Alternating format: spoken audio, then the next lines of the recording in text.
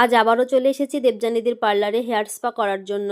তো দেখো, প্রথমেই লরিয়ালের এই শ্যাম্পুটা দিয়ে আমার হেয়ারগুলোকে ভালোভাবে শ্যাম্পু করে তারপরে জল দিয়ে ওয়াশ করে নেবে।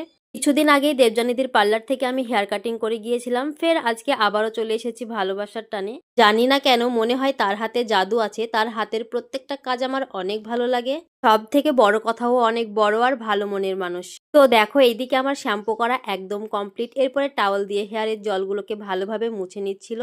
এরপরেই চলে যাব আমরা পরের স্টেপে। স্পা ক্রিম লাগানোর আগে কিন্তু হেয়ারগুলোকে সুন্দরভাবে রেডি করে নিতে হবে। দেখো, তোমাদের সাথে কথা বলতে বলতেই চুল থেকে জট ছড়িয়ে চুলগুলোকে একদম রেডি করে ফেলেছে।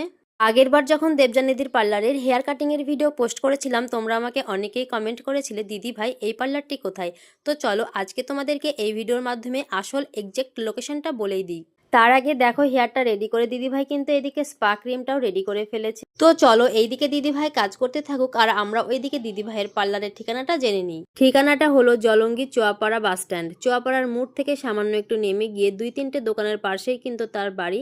তার নিজস্ব বাড়িতেই কিন্তু সে পার্লারের কাজগুলো করে থাকে। তার বাড়ির সামনে পার্লারের ব্যানার টাঙানো রয়েছে, সমস্যা হবে না। আর যদি সমস্যা হয় পাশের দোকানদারকে জিজ্ঞাসা করলেই কিন্তু সমস্যার সমাধান হয়ে যাবে। আপনারা কিন্তু খুব সহজেই দিদিভাইয়ের পার্লারে চলে আসতে পারেন। আর তার হাতের কাজের কথা কি বলবো, একবার যে আসবে তাকে তো বারবার আসতে হবে। Eyebrow hair spa, pedicure, manicure, nail extension, কাননাক ফোটানো, বিয়ের কোণে সাজানো, বউ ভাতের কোণে সাজানো, এমনকি হেয়ারের আরো বিভিন্ন রকমের ট্রিটমেন্টও নিয়ে থাকে। তবে আর দেরি কেন, দূরে কোথাও নয়, সুন্দর হাতের কাজ আর মনের মতো সাজ পেতে হলে আজই চলে আসতে হবে দেবযানীদের পার্লারে। দেখো, তোমাদের সাথে কথা বলতে বলতেই কতটা হাতের কাজ এগিয়ে গিয়েছে। দেখো, পুরো হেয়ারে স্পা ক্রিমটা লাগানোর পর পুরো হেয়ারটাকে আধা ঘন্টার জন্য সিল প্যাক করে দেওয়া হয়েছিল। ফের আধা ঘন্টা পর এসেছে মেন কাজ। এই যে এই ম্যাসেজটাই হচ্ছে মেন কাজ।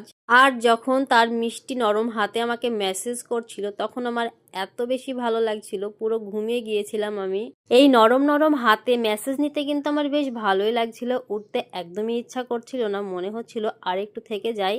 তো দেখো, ম্যাসেজ করা একদম কমপ্লিট। তারপরে এইদিকে জল দিয়ে হেয়ারটাকে ভালোভাবে ধুয়ে নিতে হবে। চুল ধোয়া কমপ্লিট, তারপরে আবারও টাওয়াল দিয়ে ভালোভাবে জলটাকে মুছে নেব।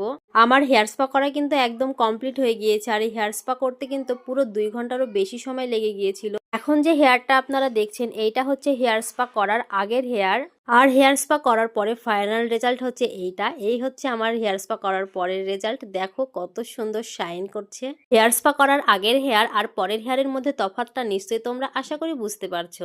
তোমরাও যারা এইরকম সুন্দর হেলদি হেয়ার চাও অবশ্যই চলে এসো। আজকের ভিডিওটি এখানেই শেষ করছি, দেখা হবে নেক্সট কোনো ভিডিওতে। টাটা।